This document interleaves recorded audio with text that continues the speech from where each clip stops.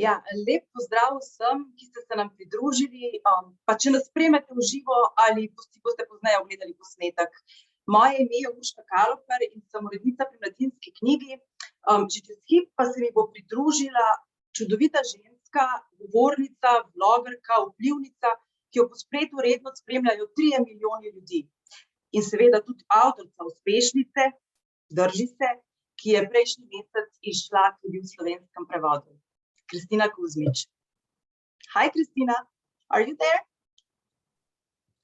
Hi. Hi. Nice to see you. So, how are you? How was your day so far? I'm good. It's still morning in California, so the kids are off to school. I've had my coffee. I'm happy. Great.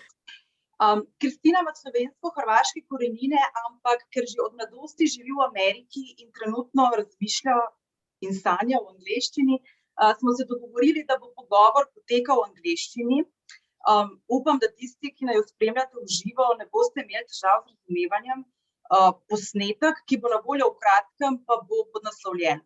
Tudi mimogrede, če se vam bo med pogovorom porodilo kakšno vprašanje, torej, če bi radi Kristino kaj vprašali, želeli slišati njeno mnenje, to zapišite v rubriko Questions and Answers, Q&A. V spodnji orodni vrstici bi jo morali najti, lahko v slovenščini ali angleščini, in Kristina bo na vaša vprašanja odgovarjala na koncu. I'm sorry, I've just explained that we'll talk in English and some other technical details.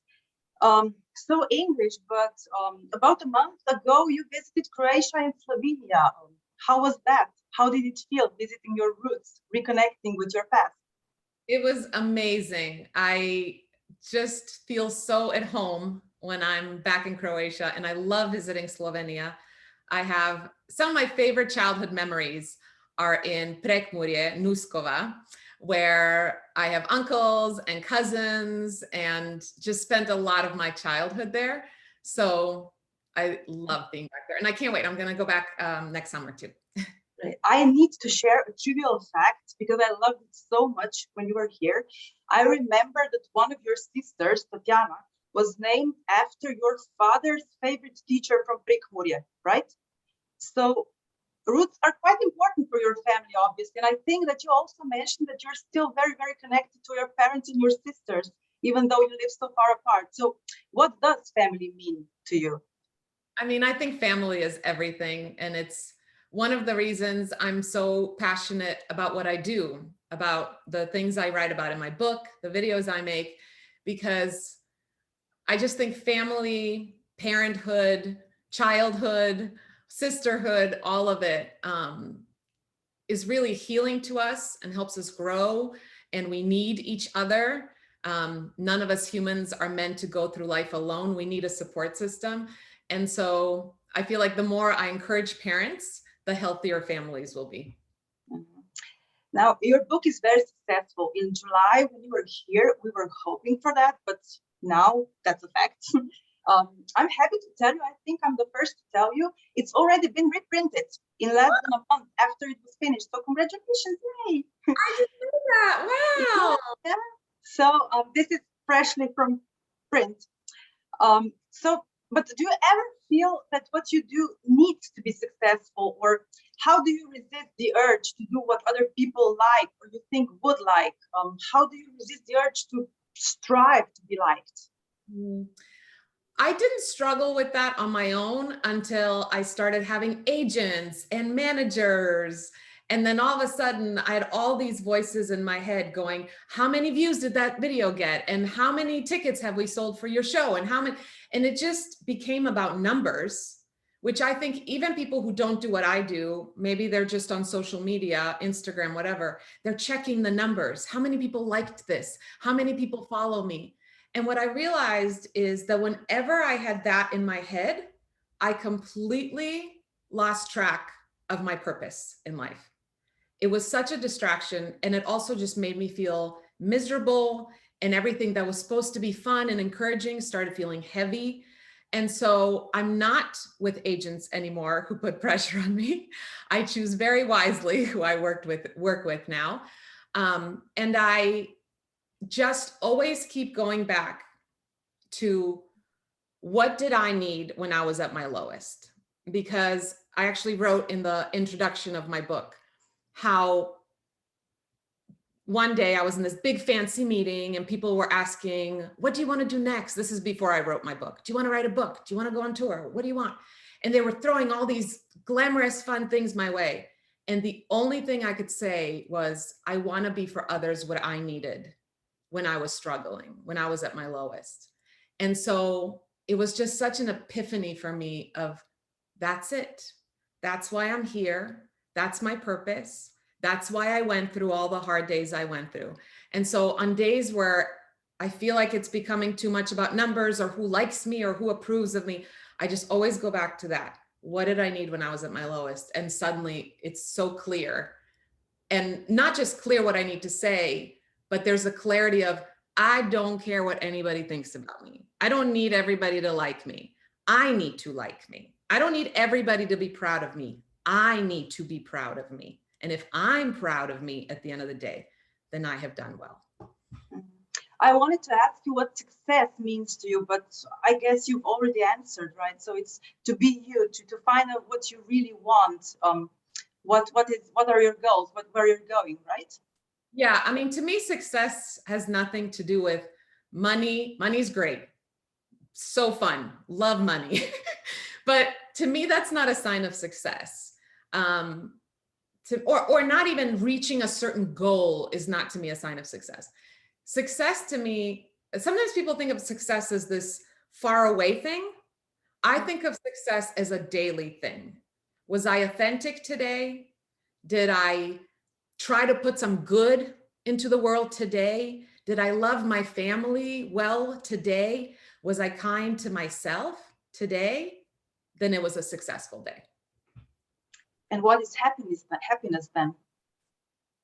I think it's same. I think the happiness, I don't know how and why, but I feel like happiness has become this very shallow thing that people chase. And I think people see it as a destination. And because they see it as a destination, like the goal is to be happy, they spend a lot of time waiting. So I'm going to wait until this and this happens, then I can be happy. Once my family looks like this, I will be happy. Once my marriage gets better, I will be happy. Once I get my dream job, I will be happy. Once I have a little more money, I will be happy.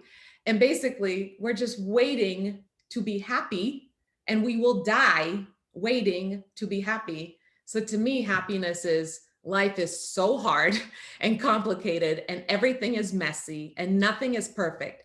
But can I find the joy in what is? Even a little bit of joy in what is. That to me is the ultimate goal, I guess. How do you refuel then? How do you charge your batteries? I mean, for me, it's people, my friends, dates with my husband always make me feel better. Time one-on-one with my children, because sometimes I have 3 children. Sometimes with 3 kids, you feel sort of like everyone's got their stuff and it feels overwhelming. And so just that one-on-one time.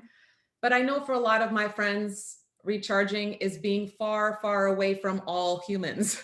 So I think it's an individual thing. I think you got to find the things that just make you feel grounded and calm. Like I always tell people, pay attention as you're going through life. Pay attention to the moments in your life that make you feel like you can take a breath, and then write them down, because you will forget. So I used to, in my phone, in the notes section, I used to literally keep a list of every time I just felt good and I felt alive and I felt at peace. And then I started looking for the common denominator.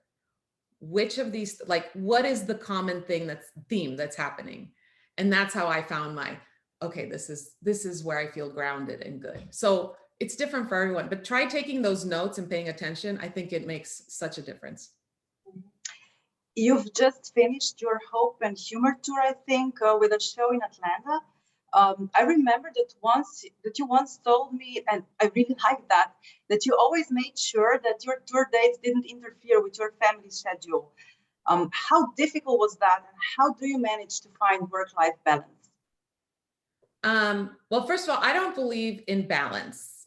I made an entire, when it comes to work, life, motherhood, career, I made a video once about balance. And in it, I basically say that the world puts pressure on us, more women than men, I think, to balance everything. And so I stood there in the video and I had a plate, and this was my motherhood plate. And then I took another plate. This was my marriage plate. Then I had the friendship plate. I had the career plate. I had the to-do list plate. I had the financial stuff plate. And by the end, the plates drop and they crash on the floor into a million pieces. That's what's going to happen if we put that pressure on us.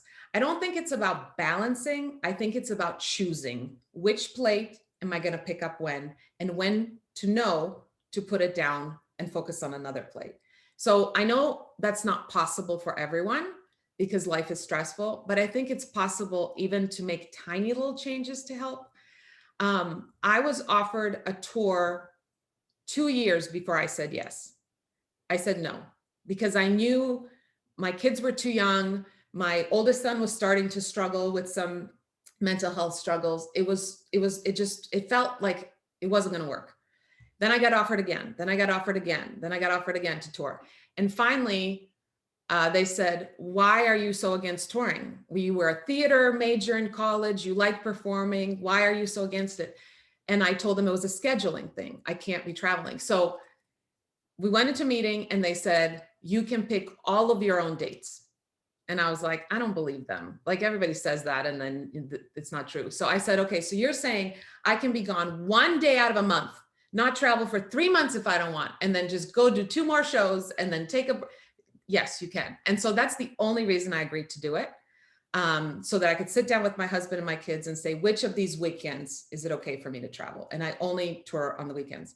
But again, it was me saying, I can't pick up all these plates. So I will pick up the tour plate at certain times when I can, when it is healthy for my family, and otherwise I'll put it down. Did you ever in your life lose hope and humor?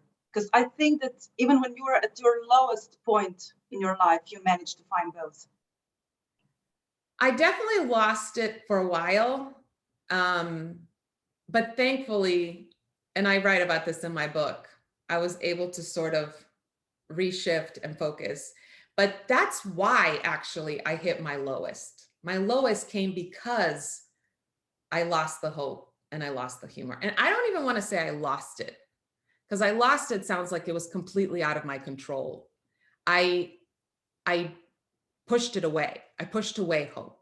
I pushed away humor. I felt undeserving of hope. I felt like my life didn't match hope. I felt undeserving of laughter or joy because I just hated myself so much at the time. And so that's actually what led to my lowest point, which is why I think it is so important to look for it, right? Just like I mentioned earlier, looking for the good, the joy, the happiness in the mess. Look for the hope, look for the humor. No one's gonna, ring your doorbell and deliver you a package of hope and humor and you get to open it and enjoy it. You have to actually seek it and choose it. So what keeps you going? What motivates you? What you do? Other than my children, my audience, the people who watch my videos, the people who read my book, the people I got to meet in Ljubljana in July, meeting people face to face, or even just seeing a comment online, especially when someone opens up and shares their story with me, I immediately feel like, oh, I want to keep encouraging, and I want to let this person know they're going to be okay and how strong they are. And sometimes it's not even them sharing their stories. There's actually a few faces that I remember from Ljubljana. It was just the look in the person's eyes, just the look in their eyes that said, I'm going through a lot. They didn't have to say it. I just saw it. And I immediately feel like this is why I'm going to keep creating things, because I want that person to know how amazing they are and how capable they are, and that life can get good. You hear a lot of heavy stories. You record a lot of heavy stories. What do you do? How much do they affect you, and what do you do to make them go away so that you don't bring them home? So it was very hard at the beginning because I wasn't used to it. And when you read an email about somebody who just lost their child to cancer, and then you read right after that an email about somebody who's being abused by their spouse, and it was just like too much. And then I had to just decide, first of all, I'm not a therapist. I'm not an expert. I can't fix anybody's problems. So I had to sort of go, stop focusing and being upset about everything that's out of your control and that you can't fix, and just focus on what you can control. You can't answer every email. I don't have, I live, there's not enough hours in the day. So don't feel guilty about that. What is within your control? What is within my control is to write a book where I share all my stories, where I post videos, where I post encouraging posts so that those people can see them and maybe get some hope and humor out of my story. And then also I am in therapy because I need somebody to process all this stuff with, and that's very, very helpful. And I recommend it to every human. Okay, so, but how do you get ideas for your videos? They're usually quite creative. I mean, not just the topics, but also how you do them, where you make them. I mean, life, life, just when it's interesting, right when I start thinking, oh, I think I'm out of ideas. I think that's it. I think I'm done. No more, nothing new. Something crazy will happen in my life, like everybody's life. One of my kids will say something or do something, or something will happen. And all of a sudden it's like, so yeah, life keeps giving me ideas. Sometimes my ideas come in a dream. I will actually have a dream and wake up and be like, oh, I should make a video about that. Cool. So how do you choose people you work with? You mentioned before that they shouldn't force you about the likes, the I don't know, the reaches, things like that. So how do you choose them?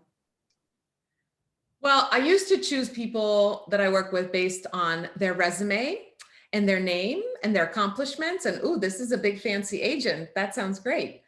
And now I choose people that I genuinely want to be around and who genuinely let me be me and know my heart. And know, in fact, the agent I'm working with now, she knows why I do this. She knows this isn't because I need to reach more followers and I need to get more views. And so it's really about, people that let me be me and people that I respect and I see putting good into the world. Okay, I have to ask, maybe it's totally inappropriate, but you've become a celebrity now and you hang with and you get to meet all those famous people. And how is famous life different to our normal lives? And how are Oprah and other Agassi? I mean, I live in California, so here it's actually pretty normal to run into someone, even if you're not making videos and writing books. But one thing I've learned through meeting various celebrities is that they're all just normal human beings. They all, poop and have stress and, have lettuce stuck between their teeth after they eat. And we, normal humans tend to put them on this pedestal. And it's just really refreshing to know they all are just very normal human beings. So I see celebrities differently now than I used to before I, met them or hung out with them. I just see them as normal people who have extra pressure. In fact, I don't even I'm not in awe of celebrities anymore. There's a part of me that almost feels a little bad for all of them because it's hard being a human, but then you have the extra pressure of everybody's eyes on you and they are looking for you to fail or they're looking for you to have a bad picture in a magazine. And I just think, can we just let people be messy, flawed humans? Can we stop putting any human on a pedestal? Let's just stop. Yeah, you wrote in your book that Oprah is actually a very, very normal person. And it was nice to read that. Yes, she's actually the first one. When I do my tour, I start off in high heels and then I take them off and I put on fuzzy slippers on. And I do that all the time. I did that on a red carpet once. I literally had a beautiful gown and I was wearing slippers, like funny bunny slippers, like kid slippers. And it was Oprah was actually the first person I saw do that. We were doing this thing, cameras were on, and she was in high heels and she just went, nope, and just, you know, took them off and was barefoot. And, but yeah, I think because she didn't grow up famous, she had a hard life. She never really forgot where she came from, and she's very down to earth. Do you have a favorite chapter? Oh gosh, that's like asking me if I have a favorite child. It changes every minute. Every minute it's a different child. Probably chapter 4, which is Wednesday night dinners. And for those people watching who have not read the book, I basically write about my lowest point and the steps I took to start crawling out of that hard darkness. And the reason I love that chapter is because the lessons that I write in it, I still use to this day. If I'm having a bad day, if I'm having a new struggle, that's the chapter that I'm like, Kristina, you've already gone through stuff. Like that's the chapter that's my evidence that I can get through whatever life throws my way. So it's interesting because I wrote it as an encouragement to others, but then when things have gotten hard the last few years for different reasons, it's actually been an encouragement to me because it's a reminder of you can do this. Yeah, I can relate to many ideas in this book as well, I have to say. And it's hard to decide on a favorite chapter, but I think for me, it would be the one about your grandmother, Baka. I cried my eyes out. And I love the hope and the beauty that rise through from her tragic story and the triumph of hope over fear. How do you cope with fear nowadays? You wrote that you had some problems with that. I'm going to be completely honest with you. I struggle with fear more than anything. I am working on my second book right now, and it's about my oldest son's struggles with depression and anxiety the last 4 or 5 years. He's doing really well now, by the way. It's his birthday today. He's 19 today. Yes. But as I'm writing it, the one thing that keeps coming back that I haven't mastered yet is fear. I still parent him out of fear. I think anybody who's had a child or spouse or mother or whoever who has gone through heavy stuff, it's hard for us to stop approaching that person with fear because we know what was, and because it was, we worry it will be, right? And so for me, you know, I don't know. I'm like I said before, I'm seeing a therapist. I'm trying to process things.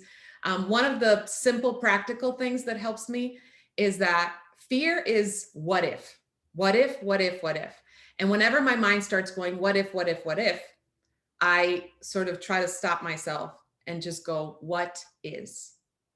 So for example, with my son, instead of what if this happens and what if he starts, you know, getting deep into depression again or self-medicating or whatever, instead I just go, what is right now? In this moment, he's okay. In this moment, he's doing great. In this moment, he is working and being productive and making choices to better his life. What is right now? So that is the biggest thing, like practical in the moment thing that helps me not constantly live in that fear. Instead of what if, replace it with what is. And how did you deal with all the feelings of guilt, of responsibility for what's going on with your son? I have a whole chapter in my book about guilt. And I've gotten to a point now, thankfully, where I don't wear guilt anymore. Like I don't wear it like a heavy coat. Sometimes I find myself sort of putting one sleeve on, and then I remind myself, first of all, the reason you feel guilty, Kristina, is because the world told you that in order to be a good mother, you have to be a perfect mother. And that is a lie. That is a lie. You do not have to be a perfect mother. You will never be a perfect mother. There is no perfect mother. And so that's when I'm able to sort of, nope, I'm not going to wear that today. And just accept that I am not supposed to be superhuman. I am supposed to be average human. I will make mistakes. I will say the wrong thing to my children. I will lose my temper. I will make bad decisions.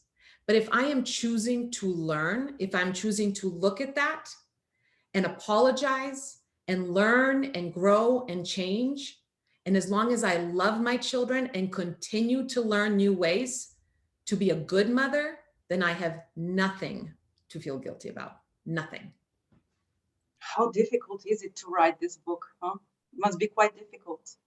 It's really hard. I keep wanting to quit every day because it feels too soon. When I wrote Drži, and I wrote about the heavy times after my divorce and all that, it had already been 10 years had passed. I've processed all of that. This is so fresh. And so I'm multiple times every day, I want to call my publisher and say, can I write this in 3 or 5 years? I can't do it right now. And the only reason I'm not quitting is because the amount of people I met in Ljubljana, in Zagreb, in all over the US, who are telling me that right now their child is struggling. And I just feel like we need this book now. So I'm pushing through it. My son, Luca, sat with me yesterday for a few hours, and every chapter I work on, I write a bunch of questions for him so that the book is authentic to his voice, and he answers all the questions. And so I hope that it will help someone. I hope that the book will feel like a hug that a parent who is struggling needs. You also do videos together, right? What does that mean for him, to him? So he's actually a very private person. He's not even on social media by choice. He doesn't want to be right now, at least.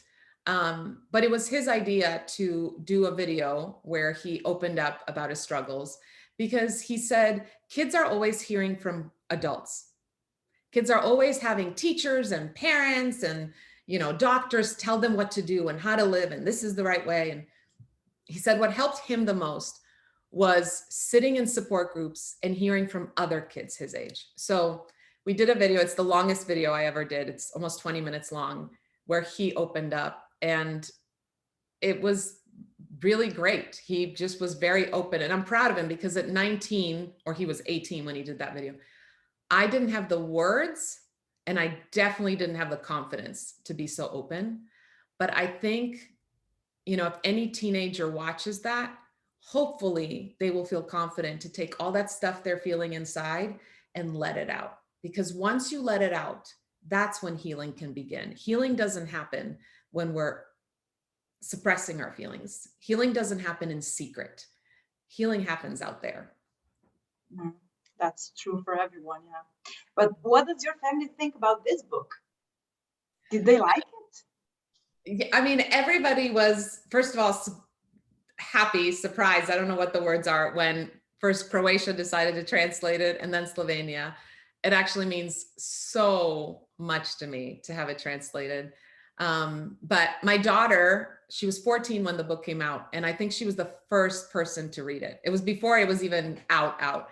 I think she was one of the first people to read it. And, I don't make our family life about my career. We don't sit around and talk about it. I don't tell my kids, watch my new video, ever. Plus they would probably be like, Mom, you're so not cool. It's not funny. But I want their life to be about them and not about, all this stuff. So when they do want to read my book, or they want to talk about something, or they tell me how proud they are of something I've accomplished, it means so much. Well, thank you so much, Kristino, for this inspiring talk. A lot of people were with us, and I'm sure they have questions for you. So if you don't mind, I'll read you some. Okay, Nina is asking, she's mentioning that in the book, it says that your father was very fond of books, or is probably, he's still a book lover. Are you like him? Do you like books this much as well? Hi, Nina.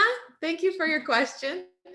I was not, and I think I mentioned this in the book, I was not much of a reader when I was young because I was way too hyper, and sitting down for me holding a book seemed like torture. I was running around and getting messy and dirty and on my bicycle or getting into some kind of trouble.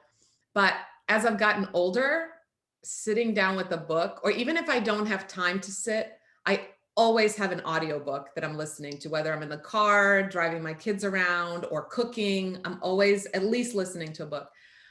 It has become so, I guess, therapeutic for me. I love reading other people's stories, learning from other people's experiences. Yeah. So I wasn't as a kid. I am into books now. And my dad still is obsessed. He has a problem. He has a full problem. And your children, do they like to read? Yes, but they go through phases, I think, like most kids, where they're really into it. And then there's times where they're, you know, busy with other stuff. And so, and also, I think we really try to get them hooked from a young age on really good books, because it's all about the first impression, right? So just getting them, and then talking about the books, talking about the stories and the characters, and getting them to think past just what they read. But does it apply somehow to their life? And did they learn anything from that character or that character? Yeah. Okay, thank you. Anonymous attendee says, I really struggle getting through to my teenage son. I often lose patience with talking to him. Can you offer any advice? Well, first of all, you're normal. Yay, you're normal. I think I've heard from every parent of a teenager, not all teenagers, but if you have multiple kids, at least one teenager, you're going to struggle with probably. And I don't have a magical solution, but what I can tell you from my own experience, and I just wrote about this in my new book yesterday, I had to learn to approach my son, not with constant fear or agitation. I mean, I felt it, but I had to learn to not show it, because what happens is we love our children so much. We love our children so much, and we want the best for them. And when we see them struggling or making bad choices or being irresponsible or being disrespectful, we immediately panic, at least inside. They're on a bad track, something bad will happen, they're going to become bad people. And then we start going, oh, am I a bad mother? Why is my child acting like this? And we take all that energy and we approach them with that. And even if you're not saying those things, kids are smart. They can read it in our faces. They can feel that. And what it does is it makes them shut down. And so I've had to learn to ask more questions than make statements, and to listen, to do way more listening. My son would start telling me something little, and before he could finish the sentence, I immediately went into, who was there? And what did you do? And how late did you come home? And I mean, all of us parents have been there, where we immediately just parent out of fear. And I've had to learn to shut up, which is very hard for me because talking is my favorite sport. But I learned that if I don't shut up, my children will shut down. And they will stop talking to me. And they might talk to somebody who I don't want them getting advice from. So I'm not saying it's going to be a magical solution, but try to just stay calm and ask a lot of questions. And also bond with your child in a way where they will feel safe with you and they will feel close to you. And that doesn't happen with teenagers usually through talking. That happens through doing what they love to do. So for example, my oldest son loves playing chess. I hate playing chess. What did I do yesterday? I played chess because I knew that to him, that was a way for us to bond. And usually when we're playing chess, when we're doing something he wants to do, all of a sudden I'm learning new things about him. He's opening up. It feels like a comfortable place for him to tell me what he needs or what he's feeling. So those are my tips, but I'm not an expert. God bless you. We will get through the teenage years. I find them very useful. But now a slightly different question, but I think it's very interesting. Do you plan to ever move back to Croatia? Do your children feel at home when in Croatia? Oh, I am so grateful that all of my kids love Croatia. I had this worry when I was younger, when my kids were younger, that once they became teenagers, they would be like, we don't feel like going in the summer. We want to stay, you know, in California with our friends. They've never, ever said they didn't want to go. They love going. So that makes me happy. I don't know if I'll ever move there permanently because I'm assuming my children will probably live here and someday I'll have grandkids and I want to be close to my grandkids. But my husband and I finally seriously started talking about possibly buying a small apartment in Croatia. I would love to have something of my own there that you know, Croatia already feels like home. Now I want to have an actual home there so that I can visit whenever I want and stay as long as I want and just have a home there. But your son actually really liked Slovenia when he was here, right? So my oldest son, him and his girlfriend have been together for 2 years, and he asked me if he could bring her to Croatia. I hope no Croatians are watching right now, but he asked me if he could bring her to Croatia, and we talked about it. And so she came, and he was so excited to show her Croatia. And we went to Zagreb and Split and Dubrovnik and all these gorgeous places. And she loved it. And then the last few days of our trip, we come to Ljubljana, and she looks at him and goes, "This is my favorite place." And he was like, "Seriously, I brought you here to fall in love with Croatia, and Ljubljana is your favorite place?" So yes, if they get married someday and move somewhere, I'm guessing it'll be Ljubljana. Well, they're always welcome. So are you. Well, maybe this again something completely different, but I think it's worth mentioning. How was your relationship with your parents when you were young, and what did they think about you staying in United States and they came back to Croatia? I mean, I was a tough child when I was young because I was very hyper and stubborn and had a mind of my own and talked a lot and all that stuff, which, by the way, I've learned whatever traits annoy you the most about your child, that might be the thing that leads to their success. Because now my career is being hyper and talking too much and being all over the place. So you never know. But when my family came to America, the plan was never to stay here permanently. So ideally, my mother obviously would have loved if we all went back to Croatia. And I think probably I'd have to ask her. She might be watching now. But ideally, or at times I think that she probably thought, oh, if we just hadn't come to America, would all of my kids and grandkids now live near each other? So I can't imagine how hard that is because, again, I want to be close to my grandkids someday. But they also understood that, you know, I was already in college and I had sort of created a life here, and they were very supportive of me staying. Okay, one last question. Do you have any doubts about people in your inner circle besides your family because of your celebrity influencer status? I have broken up with friends at times, the way you would break up with a boyfriend. And I think we need to make this a more common thing. I think if there's an unhealthy, toxic relationship, I think we should feel confident taking them out to dinner and saying, we need to talk. I am breaking up with you, the same way that you would break up with an unhealthy boyfriend. And it is a very uncomfortable thing to do.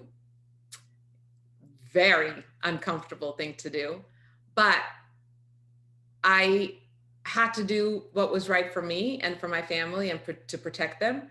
And I think the older I get, the better I am at knowing within the first few minutes whether somebody really genuinely wants to be my friend or they just want to see what they can get out of me.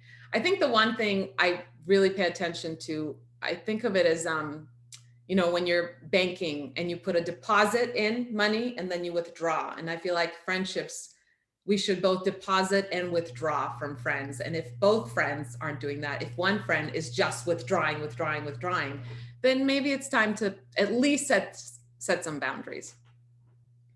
I also think of it this way. I don't just have my inner circle, right? And these are the people that know everything, and I will call crying, and they're there for me and I'm there for them. But then I have the circle that's a little outside, and then another circle and another circle and another circle. And I think that's better than just having it black and white. You're in or you're out, because there are wonderful people that can be a part of your life, but they're not the people that you are going to lean on in your hardest days. That doesn't mean they have nothing good to contribute, but they're just not the people you might trust with your most inner private secrets. I'm so happy that you're a part of our lives. I really am. I was really happy to meet you, and I'm really grateful that you took an hour to be in our company. I'm looking forward to your new book and to seeing you next year, because we were talking before and you mentioned that you will probably come to Croatia and Slovenia again in spring. And thank you for everything, and have a nice rest of the day. You still have half a day ahead of you. It's already dark in Slovenia, almost. I want to also just say, Mladinska knjiga and everyone there has been so wonderful. I'm not just saying that because we're talking, but I've told friends here and coworkers here from all the publishers I've worked with, because my book has now been translated in various languages, Mladinska knjiga is at the top. The way you treated me when I was there, I felt like family. The event you set up at Alea Sky, again, you and everybody I met who works in Mladinska knjiga, you just have been so loving and supportive, and I am so happy that you were the ones that translated my book. So thank you. I literally got goosebumps. So I think that's the perfect moment to say goodbye. Thank you for everything. Thank you. Thanks to everyone who was watching. Hvala vsem, ki ste bili v naši družbi. Kot rečeno, knjiga Kristine Kuzmič se imenuje Drži se, ravno ker je prišla sveža iz ponatisa in jo lahko dobite v vseh knjigarnah Mladinske knjige in v spletni prodajalni mk.si. Hvala.